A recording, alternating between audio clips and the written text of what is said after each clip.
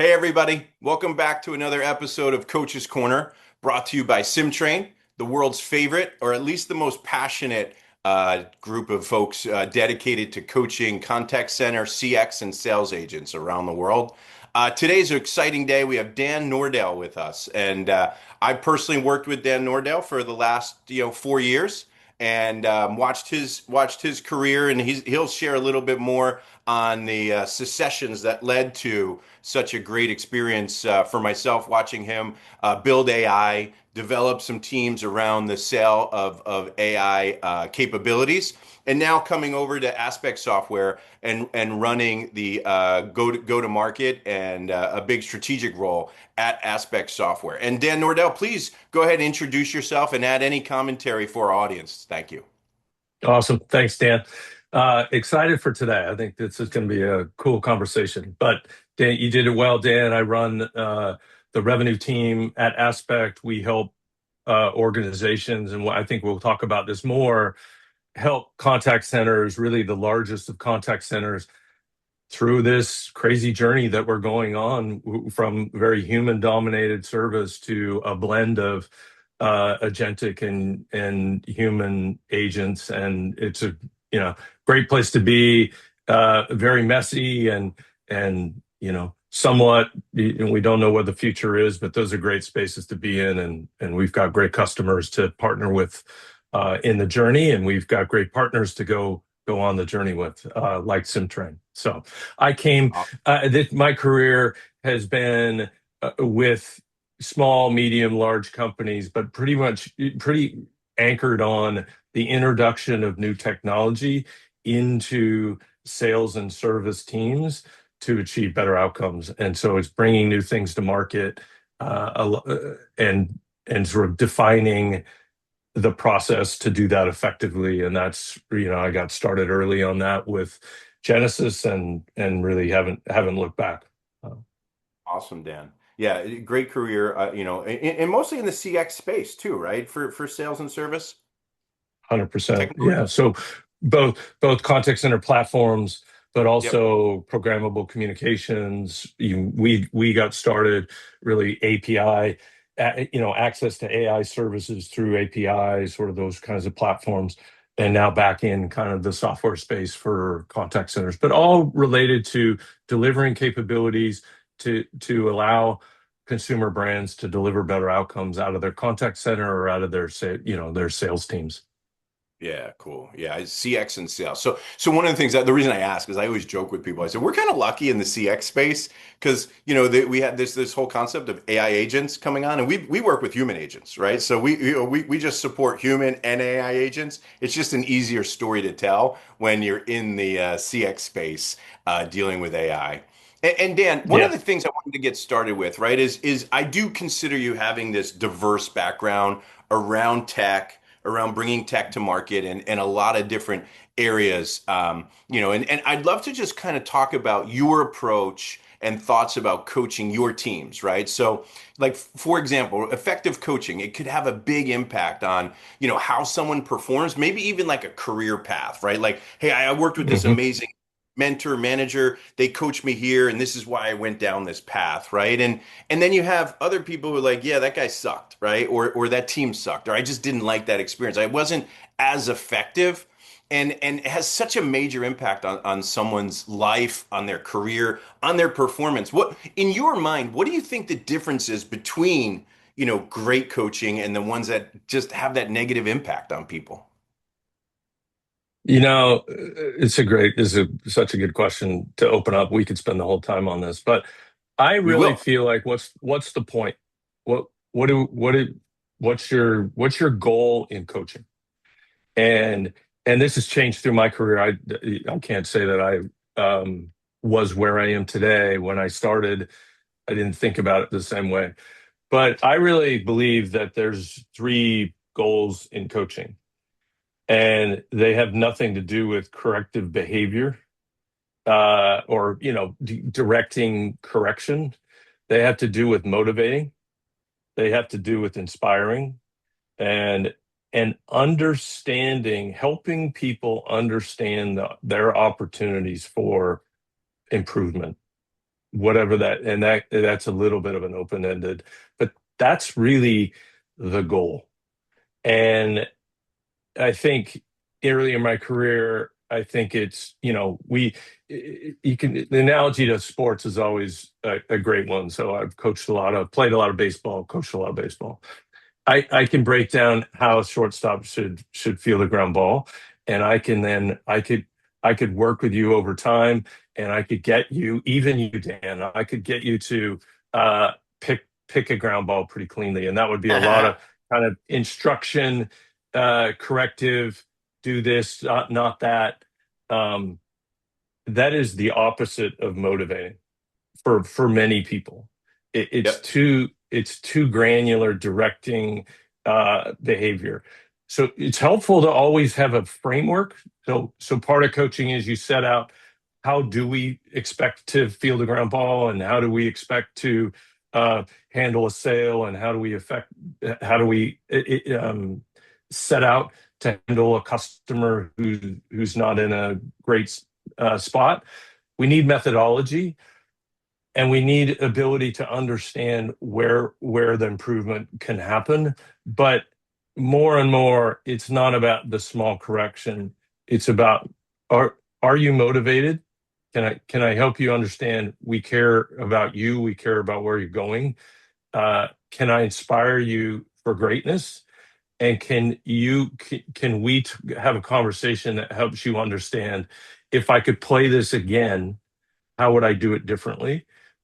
That's so to me, that's been a really reframe for me. One of the coaches I really admire is a guy named Jack Clark, who's the rugby coach at University of California in Berkeley. Yep. He's been at Cal for 40 years. He's won something like 42 national championships. So rugby has two competitions each year. Uh, so that's how dominant the program is. And he changed my mind on coaching, is sort of benefiting from his journey. Is, he used to he'd say, I used to think I could, if I took the other team, I could beat my team. I just, that's that ego of, I know how to coach, and I can get that team forward. And I believe he's made the transition, and I believe in this, is if I coach well, eh, then I am motivating each individual to be better. And they will, so at every position in the field, if we do it well and we commit to getting better every day, uh, I'm just better at every position. So if we flip the field and I have to coach the other team, there's no way I can win, because each individual is so much better. And it's a different reframe of coaching, and I absolutely firmly believe it. And I think it just makes for a better work environment. I'm just here to make you to get better every day. All you have to commit to is you're in here to get better every day. Long-winded Dan, answer, but I could go on forever. oh, I love that answer. And we will go on forever because I'll ask some follow-up questions around that, right? Because what I love about it is when you're talking about coaching, you're actually talking about leadership, right? Like motivate, inspire, help people see and have a vision for what's possible for them. And if they replay that action, retrospective, convert it into action and practice that's going to improve performance. I love the correlation. And thanks for sharing the story about Jack Clark. We'll go look him up and what he's done. One of the things we think about all the time at SimTrain is the impact on actual skills development and behavioral development as coaching. And you're like, yeah, Dan, for me, it's not that big a deal, right? Those things come in once I motivate, once I inspire and help people have that vision and understand what's ahead of them. So if you think about it, Dan, as a go-to-market leader, I can only manage high-performing sales teams, right? I can only manage people who perform, and it's so easy to measure the skills and the behaviors that tie to outcomes because it's all like revenue-based and outcome-based, right? As a role that you decided to follow in your career. So for you, when Mhm. you talk about effective coaching and driving the outcome or the performance adjustment and improvement that is potentially somewhat behavioral skill set, how do you apply your logic and theory around motivation and inspiration to understanding the opportunity to actually skills development and performance improvement? Like, is there a direct correlation there that you mentioned Jack couldn't Oh, even beat his own team if they're that much better? I think they're. I'm going to answer the question. Answer me a follow up, but or ask me a follow up if I'm not on it. But look, Oh, I think effective coaching and what I like to sort of I'm pretty prescriptive because we do a lot of coaching in a group. I'm a big selling is a team sport. Nobody has nobody has the right answer. We've got to throw things out, chop it up, get to the right. What do we think our right way forward is? Um, yep. to the extent, but sometimes it's one on one, but more and more we do it in teams. So what does it look like? If I'm where I jump in and intervene in coaching is when it turns to directed coaching. I like I like true, authentic questions, not direction couched as a question, but when if it's a sales opportunity or let's say a service opportunity and it just didn't go well with someone, if I going into this conversation, if I've motivated you, I've inspired you, and you understand the methodology, you're likely to ask me like, hey, I struggled with this part. How do you think we I could have handled that part of the call better? Um, those are you flipped it around. Like I'm not directing. I actually have somebody curious who wants to get better. Um, and that's when I know, okay, we've got a good sort of system going on. So it's probably more applicable in selling organizations because it's a little bit lower volume, a little bit more Yeah. human to human coaching. But Yeah. it's are we asking questions? Are we collaborating toward what is our right way forward? Or if we could play it again, how do it? How would we play the game differently going forward? And as soon as it turns to you should have done right here is where it went wrong. Yep. I think you're disconnecting from motivating, inspiring, and helping them identify for themselves how they can improve. And it's a little bit, I would acknowledge this was 80% of the time. 20% of the time it doesn't work. This is dependent on someone who does show up every day and will get better. So if that's not the what you want, it then needs to probably be more directed coaching. But I don't start there. I try to connect with a motivated person who's going this way in life. That's where I want to connect with them. It's awesome. No, and look, I do have some follow-on questions, but I think you spot on answered that, right? Hey, if it's key to performance indicators, if it's skills, it's behaviors, right? Dan, I need to get an individual who's driven and care. I tell my team all the time, Dan, I'm like, I can't actually teach you how to care, right? You just care. You have to care. And you're saying, I also trying to hire people that have drive in their belly.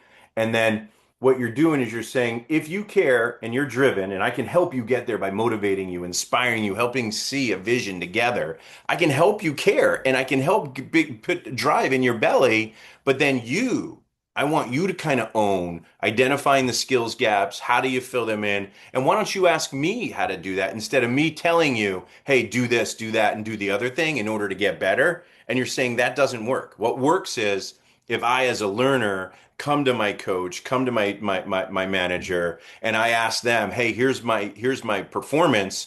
Here's some things I think I can get better. Can you help Hmm. me fill this gap in that? Because I care and I really want to get better. That's what I picked up That's from that right. answer. I love it, Dan. I think it's great. And so Hun- so so look, if 100% you right. think about it, go ahead. What's that? No, I just What were you said saying? I think that's 100% right. And I think there's some application to the strong application to what SimTrain provides, which we'll get into, but I think you've nailed it. Oh, obviously, I love what SimTrade provides for coaching and continuous training, right? For a reason, but I'm Yeah. biased. But if I take that and I narrow it down a little tighter and I go into the contact center, right? When you Hmm. think about some of the challenges, right, and that some of the companies having the ability to try to improve performance or extend retention of their employees, historically it's been a problem, right? And it's like you said, it's a problem that SimTrain's passionate about solving.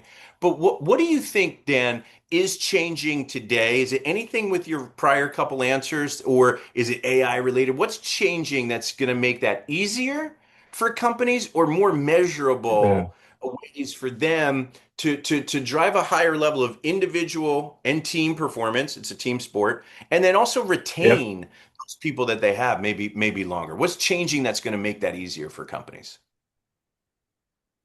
I think that there's change that's happening in the contact center world. Mhm. And then I think we see a lot of examples where organizations aren't changing.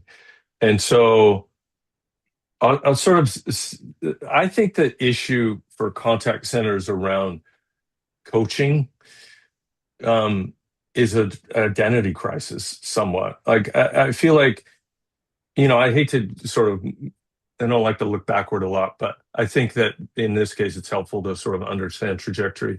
I think that contact centers too frequently were very directed to methodology with very low tolerance for deviation. And we Yeah. that's the behavior. So that's akin to a basketball coach who stands in the court and yells continually through the game. Those teams play really careful. We've all seen it. So in the moment, in a key, like you're like, oh, that team just choked. Back it up. Like back, are are they playing free? Do they know how to play? And have we released them to play? So I think in the contact center space, I think we've it was built around some methodologies that weren't that freeing, and I think there's been some inspired people come into the market and change it, and I think not everybody's changed, but I think we are on a really good path toward change. And I think it goes to this identity problem is I say it this way is if you're a large consumer brand and you have large contact centers or reasonable sized contact centers, why isn't your management training track, why doesn't it include a significant stint in the contact center? So it's because we think of, historically, we might have thought about the contact center as very disconnected from the management track of a brand. It's just an identity problem. Your best managers will come out of the contact center because they understand. They really understand what you're doing for consumers and when it goes right and when it goes wrong, and they just intuitively know it and they codify it, and every action they do from then on, they truly understand it. So if we think about it in that way, and I think a lot of organizations are inspired in that way, their identity's changing. These are really important roles. I think AI is somewhat helpful here because it does remove repetitive things where we don't want the variance. We want people to just do exactly what we've codified to do. Now we have a lot more complexity, and it requires thought and judgment. And so now I think it's a real opportunity in the industry to elevate. And the coaching's got to change. The coaching is not, did you follow exactly prescriptively? It's do we judge that that was effective engagement with a customer that got them to the outcome that they were after? And it's harder, but it's way more interesting and way more valuable, I think, to brands. Man, as you were answering that, I was thinking about my own career as a leader and a coach, right, of my own teams. And I used to have this big, thick, manual, right, training manual and playbook because I knew at everything they needed to do to be successful. And my job to just get them to do what I knew they needed to do, Dan. And that was like, 400 pages, 300 pages. And now SimTrain's got like a 6 page, training plan and playbook for our go to market from, 300 pages. And I didn't even realize that migration until you shared it. And I'm thinking back on some managers I've had who had these big, thick training manuals, who knew a lot. And they weren't as effective, right? As the ones who were more focused on, can you get me to play? Release me to play. Help make sure I just know how to play, and let me just go play free, right? And do that in my job. I love that, Dan. I never really made that correlation until you just shared that answer. So yeah, thanks for that. Hey, It's the one go frustrated ahead. coach, just the Yeah, frustrated coach, right? That's what I want on all my teams. Like play free. We yeah. whatever we've done, you're on the field now. You got to rip it. Yeah. So it's a combination, play free, but also be driven and care enough to constantly get better. You tie those two things together, and that's what you're saying. You're gonna create a team that's gonna be hard to beat. I love that. And when you think about in this world, the contact center and AI, AI agents are coming in and they're handling some of these CX transactions, right? They are, and they're gonna continue to do that. And so what we're seeing at SimTrain is they're creating this arena that's making coaching of our human agents way more important than it's ever been. And one of the funny things is because they're taking away this training ground where companies used to teach their people with tier one activity, right? It wasn't as high value, but it was high volume, and people could go build muscle memory and they could develop skills by handling tier one calls. And now they can't, right? Hmm. So it's actually making it a little bit more difficult to train them and coach them. But on the other side of it, Dan, are you seeing an impact of AI on that coaching game and ways that you might be coaching and developing your teammates or how your clients are developing CX agents with AI? I this is dominates a lot of conversations I have with our customers and prospects. I think that everyone has a fuzzy picture of where we're going. This um, I almost feel like the analogy is you're flying uh, you know a jumbo jet. Uh, that pilot's not really flying the plane. It's too complex. The Right. system's too complex. You need autopilot. You need continual corrective action to keep that what is inherently an unstable system to keep it stable. Um, so I think that with the introduction, when you take away the more repetitive, easier to predict part of the equate the demand for service, the Yeah. system gets less stable, and the stability comes from do we have the right so obviously do we have the right automation in place? That's a given. But do we also have the right human with the right skills and the right training to catch what comes out so that we can deliver on our brand promise? So I think everyone knows that that's the future. We need to be ready to catch what comes out of uh, very powerful automation. I don't think many of my customers and prospects have a really crisp vision as to what that is. And that's part of this journey that's super interesting, I think, as we go forward. I think that what the coaching, as it applies to coaching, is there's so much dimensionality of different skills, different aptitude that's required to effectively deliver when someone comes out with a very complex need and very specific circumstances. You can't embark to train people to be effective on that at that level of complexity from get with a start from start. Here's the curriculum. Here you go. You're ready. Okay, now you're ready. Here, catch this really complex interaction. The continual refinement of skills and knowledge, and this journey of understanding. Here's the outcome. Here's the framework. Here's the outcomes. Here's the tools that are available to you to get better. Um, and it ultimately becomes very individually driven on, are you availing yourself of the skills to be better, to be this really well-rounded per, service person or salesperson who can execute in this environment. And so I think we all have a kind of a sense of where we're going. I think the crispness is getting better, but this core capability of being able to expand and refine skills across many, many dimensions of aptitude, skill, knowledge, understanding of process, and perfecting soft skills. It's a huge challenge for contact centers, but it's where the opportunity is. Yeah. I love it. And I love the correlation with autopilot, right? Because I live in a world of simulations, right? Training simulations for CX agents and sales people. But, so that's like flight simulator. And then, the conversation all the time for the past 20 years is like, hey, we're automating all these actions within the flight plan. Like, do we still need two human pilots on every plane, right? So, and the answer is yes, we do, right? And Yes, so we what do. you're saying, yeah, yeah, we do. And so you're saying, Dan, we might actually need a second human agent supporting the AI agent's work instead of just one. So it's a cool little correlation, Dan.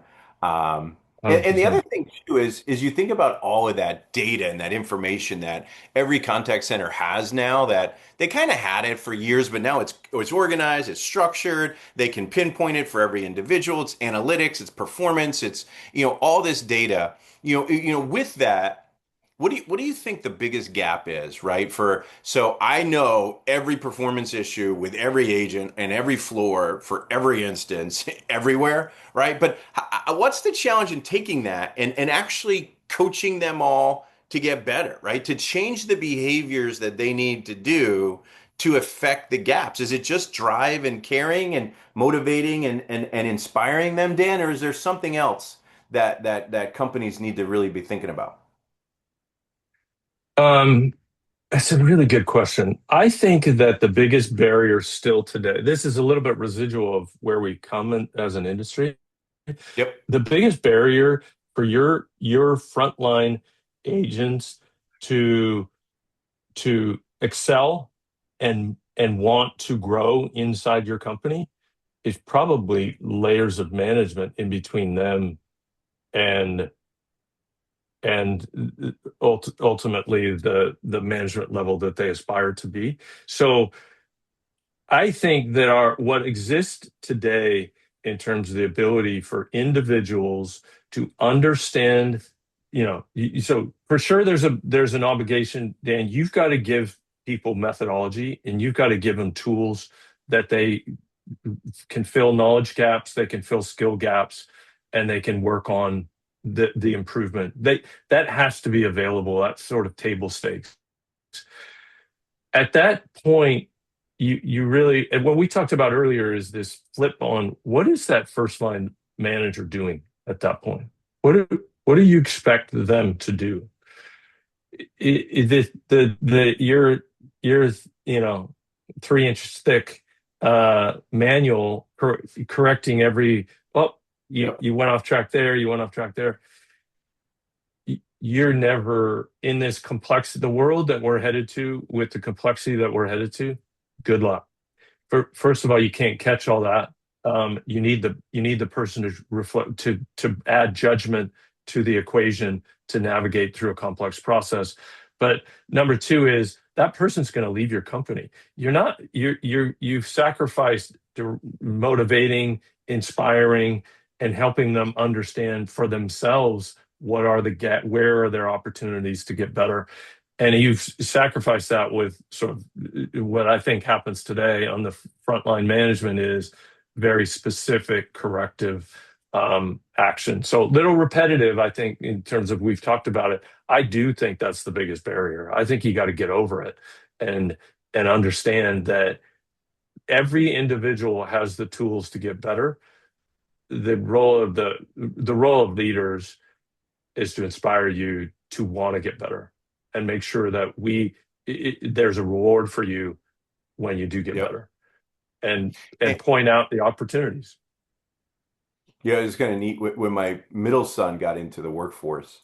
he said to me, he said, "Hey, Dad, look, I track these people on LinkedIn because they're connected with you, and then I wind up connecting with them." He goes, "It's amazing how many people worked at your past company that you had founded that are now like CEOs and chief revenue officers, and they It's have awesome. really high roles, right?" I took that as a point of pride. I think he did. He was like, "Man, I'm proud to be your son," right? For 1 minute right now, but that's it. But so I love and Dan, I love what you're saying about, look, yes, I'm going to go back to my core answer. It's about motivating, it's about inspiring, right? If I have all this data and I want to affect change, the best way to affect change is get people to buy into it, get them to drive that process themselves for continuous improvement, right? And do you think anything with this, right? Do you think anything organizations should be thinking about or doing over the next two Mhm. to three years that they can do different, that's going to help them stand out and optimize performance or get way better or win in a category where other companies might continue to struggle? Where do you see that going in the next 2 to 3 years?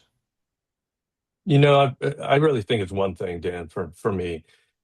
If the critical foundational component, or one of them, I should say, that I think sometimes is missing, and I'm a firm believer that this is the unlock for most of business performance, is alignment of incentives with the outcomes, or if you can't measure outcomes, it's behaviors that we want. And so I just think that if if I want self-motivated people who are attacking every gap in their performance to be better, if if I align incentive to that outcome, I think I track that person. That's the game they want to play. You said something to me once, which I repeat all the time, is no one shows up to work to fail. Yep. It's not they don't, no one, 0%, right? Doesn't mean they're all motivated in the same way. Doesn't mean they're all going to take the same path forward, but they absolutely want to be successful. And so I think if you align the incentives, point the way to what you want.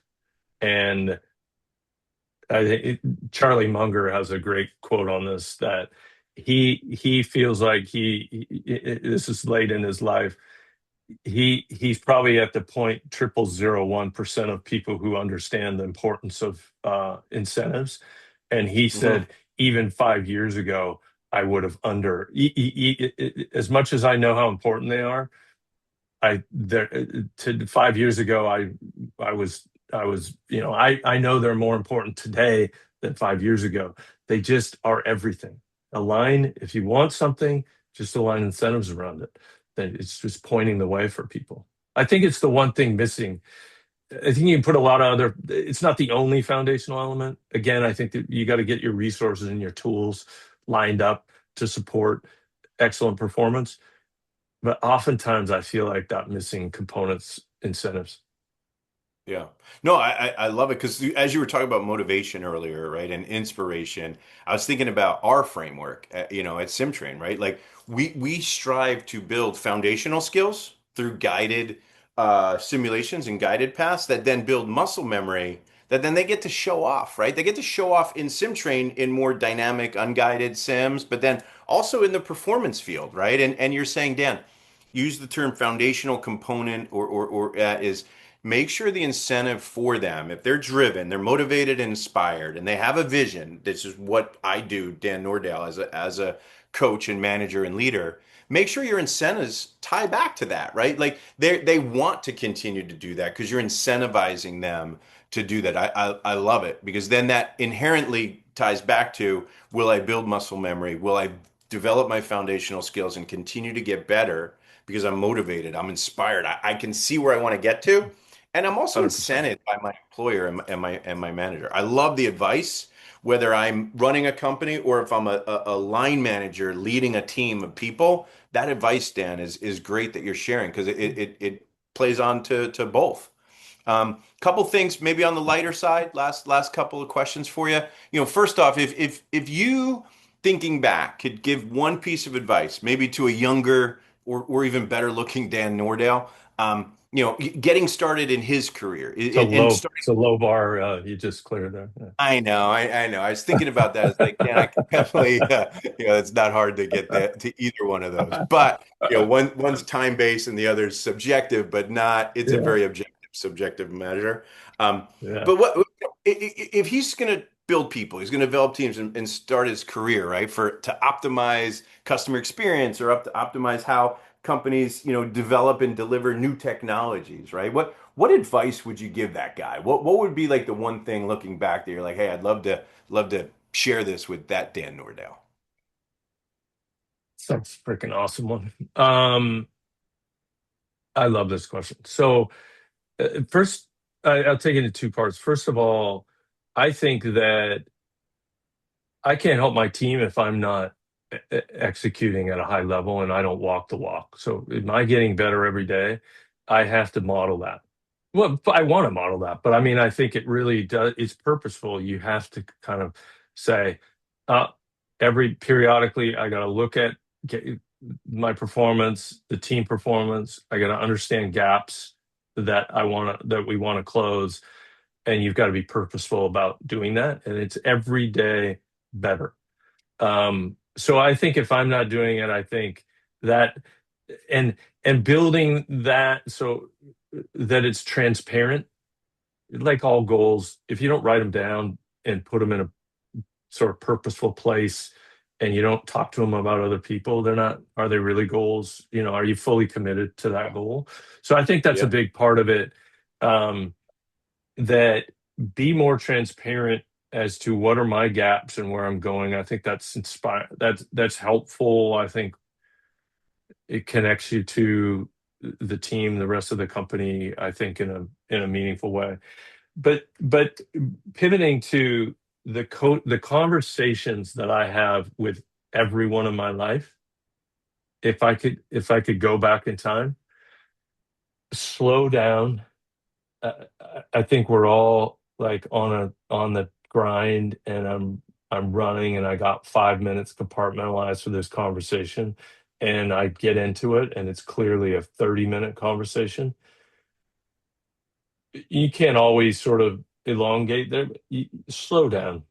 It's you're never going to get the outcomes if you speed through these conversations. Because again, if I'm going to inspire you and I'm going to ask questions as opposed to tell you to do something, uh, that's just first of all, I haven't learned enough about the context of your situation to direct you really. It's expedient. I can tell you, hey, just go, go give them a quote for this. Yeah, that's great. May not be right, but it's get you out of my path, and I'm now on to the next thing. It's just not Yep. right. It's not inspiring. It's not going to get an outcome. So slow down and just take more time.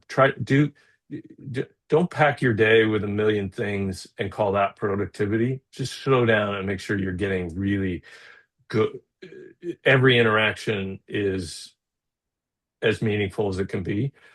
I think the part of that is I really push myself because I think we do this, everyone does this, but is paraphrase when you're having conversations, paraphrase what the other person said back to them before you answer questions, before you move on. Just make sure you're on the same page.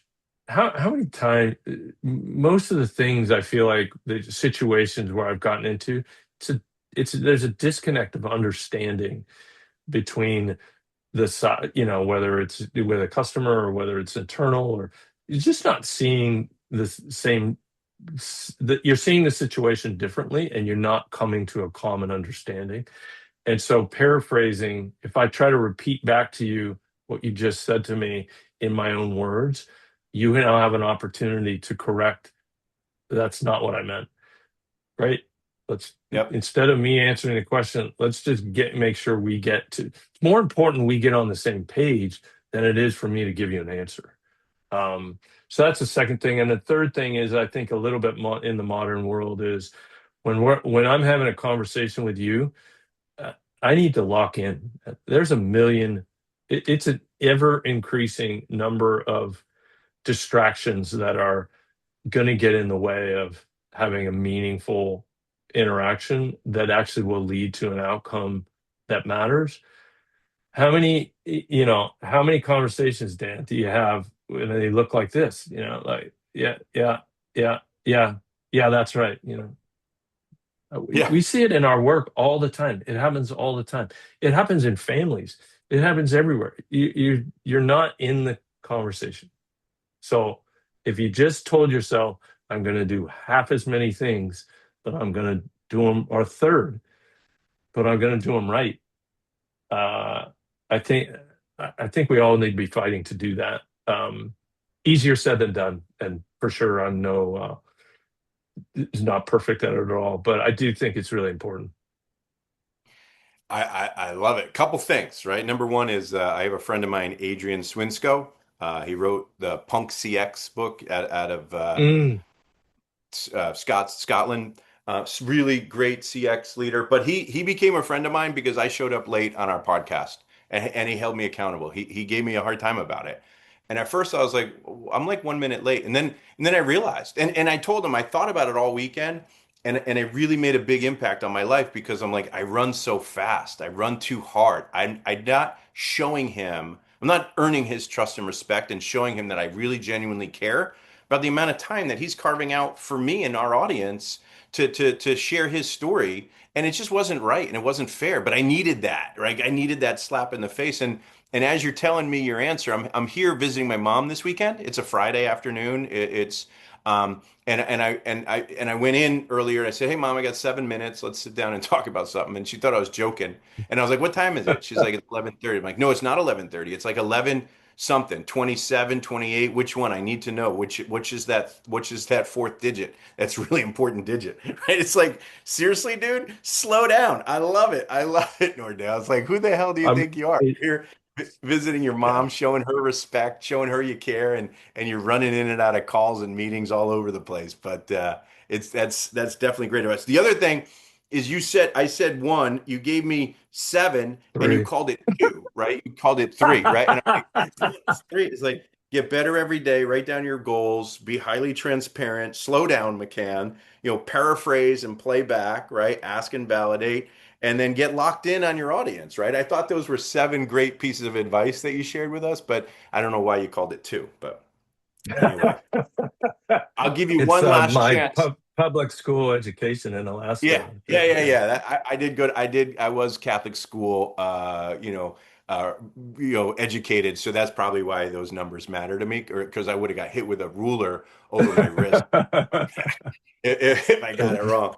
But so Nordell, one last one. How about for everyone? And by the way, I love the fact that your answers like tell a story, right? They teach me how to be a better manager, a better leader, a better coach. Going back to what matters, motivate, inspire, and understand, right? Get me to care and teach me how to have drive. Like that, those are two things I thought were impossible, and you made them possible today. And then really fight the identity problem that you have, right? In terms of, that 4 inch, 5 inch playbook and training plan to a few pages like, hey, Dan, let people play free. Let them know what to play and how to play, but let's go release them to play and put them in an environment that's incented and incents them to do those things. I love all of those. So maybe those things came out of a book. Maybe they came from a movie. Maybe those ideas, were taught to you somewhere. Anything you want to share with us? They could be more on the trivial, fun side too. It doesn't have to all be learning and education. You did plenty of that today, and thank you, Dan Nordale. But what would be a Mhm. favorite book or movie you'd love people to think about that's meaningful to you, or both, just not Yeah, I six? think my uh probably any book by Jack Welch, but Winning is a good one. And Cool. it's very lame and like this is very business contained. To me, the joy of what we do is people. And the further I go in my career, it just cements it. I do what I do. Obviously, there's a scoreboard, And so when you're competitive, you love a scoreboard. And so anyway, I can geek out on anything there where you can win versus not win. Um, but really, what brings joy is interacting with people. I said it earlier, I want to work with people who are going that direction. It brings joy to me. I understand they're on the grind. It's just the best thing ever.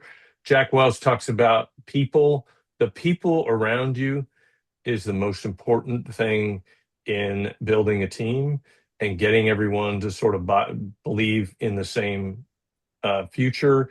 And the more you invest in your team, the better the outcomes. And I just think this is all about who you do business with, who you interact with every day. It makes it easy to get better every day, or it makes it harder to get better every day. The choices you make about who's around and who you're giving your precious time to. Um, yeah, that uh, so it's probably derivative of Jack Welch winning. Yeah. Cool. Yeah, so Jack So, Welch, Jack Clark, and Charlie Jack Munger were the three that you shared with us today. I'm sure there's many others that had an influence on your career and how you develop people. But I appreciate you spending this time with us today and sharing your story, Dan Nordale. Having gotten to know you over the last few years, I do know that those relationships you create and build are important to you, and I've really enjoyed getting to build one with you. And I really appreciate you taking the awesome. time today for our audience and thanks for coming. Any last comments or remarks? Anything you want to promote for everyone?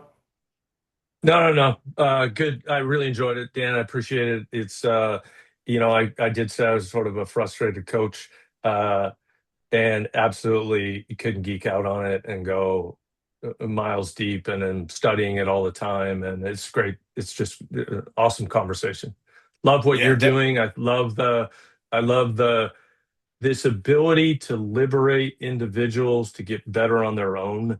I think you're part of that. I think it's a foundationally how we're going to change the contact center industry. It's absolutely it's table stakes, but it's really it's transforming our industry. And so anyway, glad to be a part of it. Love what you're doing.